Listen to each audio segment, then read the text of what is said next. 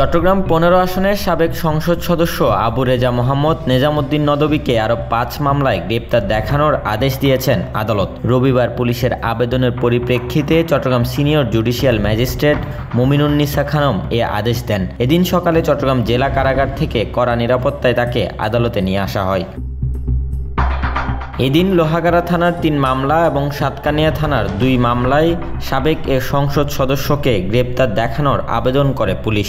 শুনানি শেষে নদভীকে এসব মামলায় গ্রেপ্তার দেখানোর আদেশ দেন আদালত। লোহাগাড়ার ২টি মামলায় পুলিশ ৭ দিনের রিমান্ড আবেদন করলে সেটি নামঞ্জুর করেন আদালত।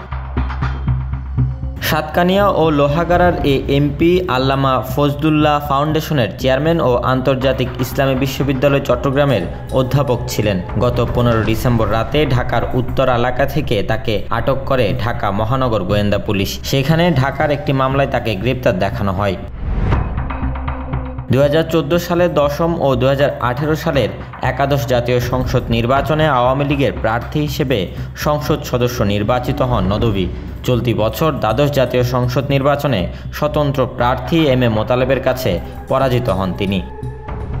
Desk report, news now 24।